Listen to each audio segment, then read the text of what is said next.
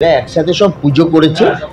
রাত্রিবেলা সব ভাসান দিয়ে ফেরার পথে বাইকের কাঠ আমি শুনেছি ভোর 4টে 4:30 নাগাদ কার তেল শেষ হয়ে গেছে। এক বাইক থেকে আরেক বাইকে তেল ভরতে গিয়ে সব সিগারেট খাচ্ছিল, সবাই মদ্যপ অবস্থায় ছিল কলোনিতে। তারপর ওই বাইকে ছিটে গিয়ে তার পিঠে পেট্রোল হলে একটুখানি সিগারেটের ধোয়াতেই পেট্রোল লেগে যায়, তার পিঠটা পুড়ে গেছে। সে আরজি করে আমি শুনেছি ট্রমা কেয়ারে ভর্তি আছে, এখন ভালো আছে। এই নিয়ে রাজনৈতিক রং লাগানোর চেষ্টা করা হচ্ছে সবসময়। কোনো না কোনো কালকনাথ কলোনির গোটা কলোনিটাই তো তৃণমূলের সবাই সমর্থক। এই আমাদের ওনার যে রঞ্জিত কর্মকারের যে শ্বশুর শিবুদা, সে সবসময় আমার সাথে থাকে, আমাদের দলের পোস্টার মারে, আমাদের সাথে থাকে।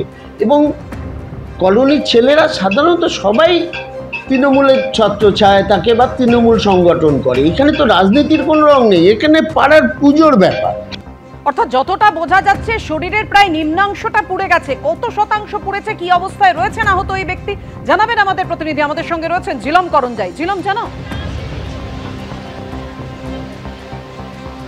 একদমই আরজিকর মেডিকেল কলেজ হাসপাতালে বার্ন ওয়ার্ডে এই মুহূর্তে চিকিৎসাধীন রয়েছেন ওই ব্যক্তি। এবং যেটা জানা যাচ্ছে হাসপাতাল সূত্রে যে তার 30% বার্ন নিয়ে তাকে ভর্তি করা হলেও পরবর্তীকালে তার ড্রেসিং করা হয় এবং ট্রমা কেয়ার থেকে তাকে এই মুহূর্তে এই বিসিআই অ্যানেক্স বিল্ডিং যে আছে এখানে ক্যাজুয়ালিটি ব্লকে, সেখানে ফার্স্ট ফ্লোরে তিনি রয়েছেন। চিকিৎসকরা তাকে ড্রেসিং করার পাশাপাশি যাতে ইনফেকশন না হয় সেটার চেষ্টা করছেন। অত্যন্ত দুর্বল আছেন এবং তার শ্বশুর মশাই আমাদের সঙ্গে রয়েছেন শিবু দাস, তার সঙ্গে কথা বলবো। আপনি তো ওয়ার্ডে গেছিলেন, কেমন অবস্থা দেখলেন?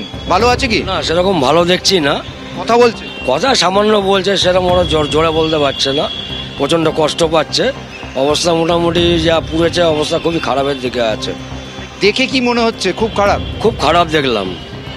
এইবার যে ঘটনাটা ঘটেছে, যেটা বলছিলেন যে কি ঘটেছিল, আপনার কাছে কেমন লাগছে? যে মানে এরকম ঘটনা আপনি বলছিলেন তো যে রসিকতা করে করেছে। হ্যাঁ, এটা তো রসিকতা করেছে, এটা তো করা ঠিক না। সকালবেলা এরকম ভোরবেলা পায়চারা করতে গেছিল, শালাবাবুরা জামাইবুরা পাড়ার ছেলেরা ইয়ার্কি পাজলামি করে এরকম কোল জাপটা করে সেই মোটর বাইকের থেকে পাইপ দিয়ে পেট্রোল এরকম তুলে এরকম বার করে এরকম গায়ে ছিটিয়ে দিয়ে তারপর দেশলাই কাটি মেরে দিয়েছে।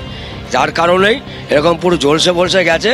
হ্যাঁ, জায়গাটা বেশি পুড়ে গেছে, বেশি পুড়ে গেছে পেছনে ওই পাছার দিক থেকে একদম, আর থাই ফাই গিলো, হাতের এই সাইড গিলো, প্রচণ্ডভাবেই পুড়ে গেছে। সেই দৃশ্য দেখবার মতন নয়। আপনি কি মনে করছেন যে এরকম ঘটনা যারা করেছে তারা কি এরকম বারবার করে? এটা পাড়ার ছেলে বারবার করে না, এটা মানে পাড়ারই মধ্যে একটু হোমরা চোমরা, তো এরকমই করে ওদের একটু হোমরা চোমরা ইয়ং ছেলে পেলে।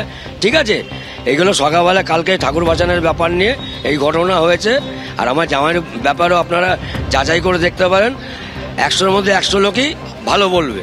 আপনি কি চাইছেন? আমি চাচ্ছি সুস্থ বিচার। আমি যাতে ওদের সাজা হয়, কি শাস্তি পায়, সেইটাই আমি চাচ্ছি।